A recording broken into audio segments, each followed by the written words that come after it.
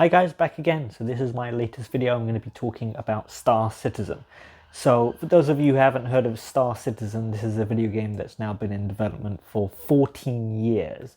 So it started development in 2010 and at this point has raised over $600 million in funding from various backers and investors.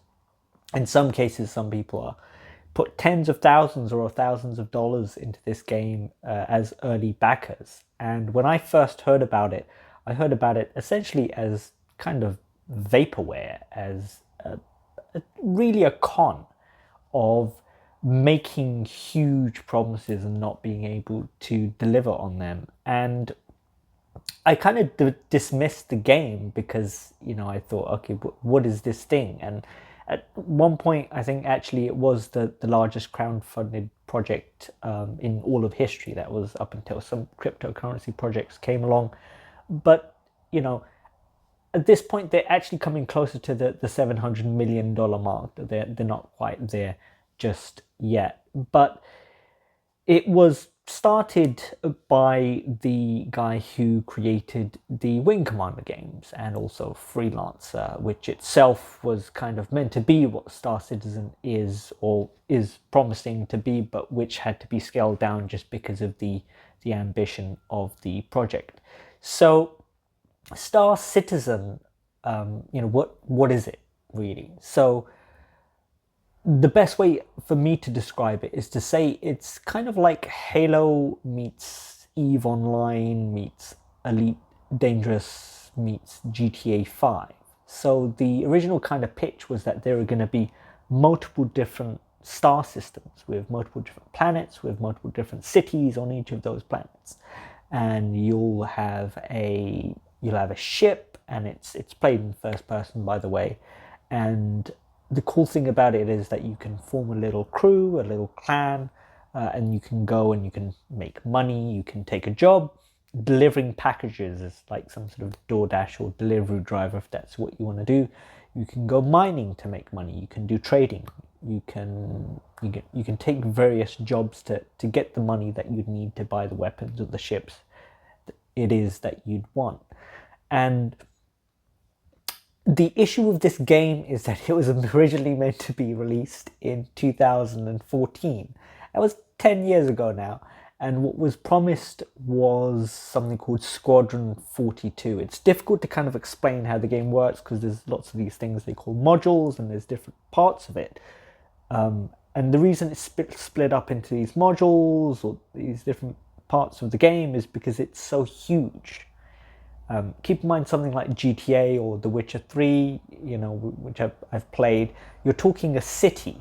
And I remember playing The Witcher 3 and my eyes popping out at the sheer scale of just how big that world is. You think you're kind of done and then you come across Toussaint in the DLC, Blood and Wine, or just some new area you haven't been to. But in the case of Star Citizen, you're talking, as I said, multiple star systems, multiple planets, multiple cities on those planets, and then, there's caves underneath, and then there's these different facilities that you can assault or hold or whatever it is.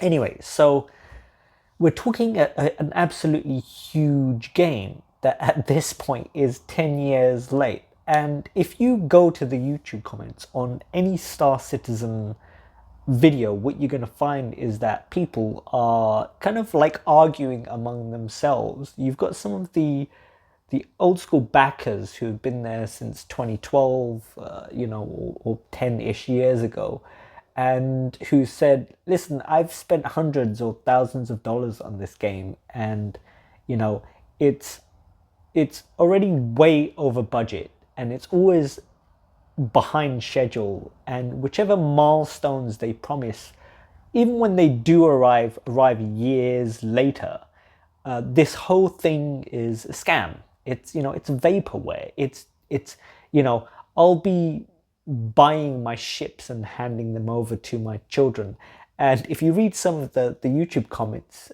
they'll say, hey, I was making this joke 10 years ago when it was funny, and now as the game progresses, this is becoming more and more likely that I'm going to be handing this game over to my children.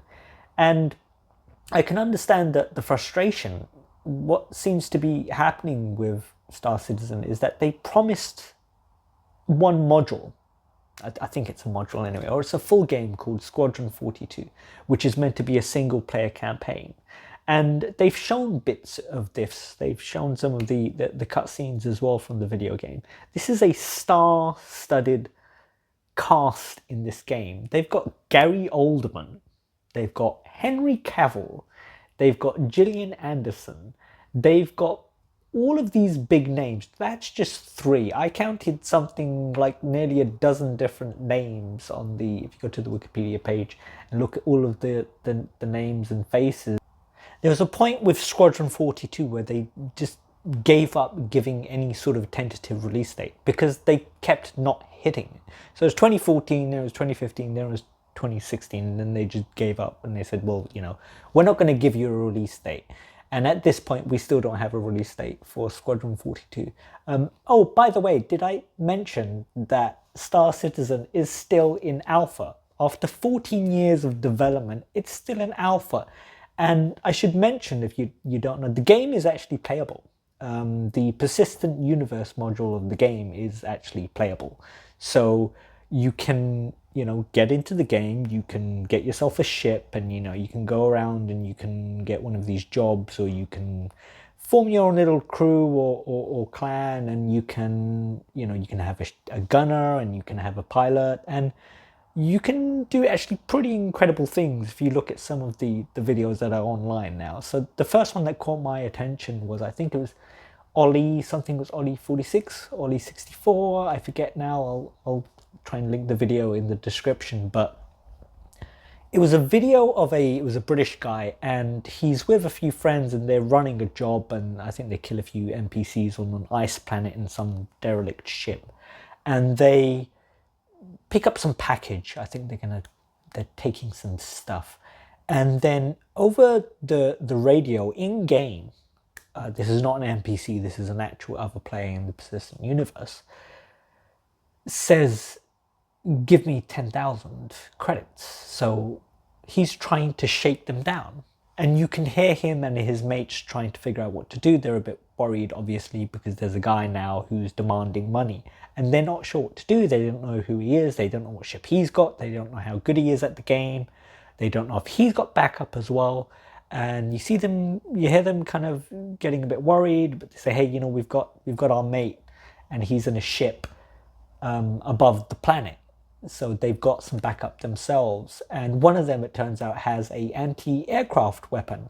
So they're like, great, let's use it. So they start shooting at this guy who was just trying to shake them down, and they end up taking him out.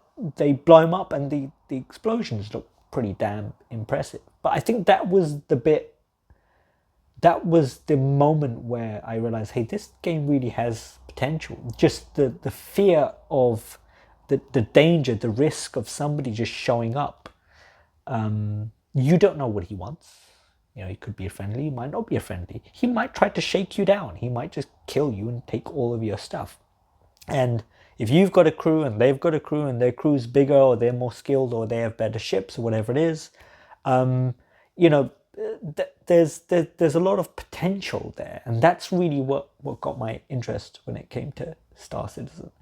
So I'd like to talk more about it, and I suspect this will not be the last time that I talk about this game, which I should mention that I have not played myself. This is going purely off the news of the game and going over the YouTube videos that are currently available right now that showcase the gameplay, which are quite heavily edited because the game's known to be quite buggy and in a very broken state. But I feel like there's much more to be said about this. So I'll leave it there. Of course, if you want to hear more about Star Citizen, then I'm happy to go ahead and make many more videos on it. So for now, I think, guys, we'll call it an end. We'll call it at an end there.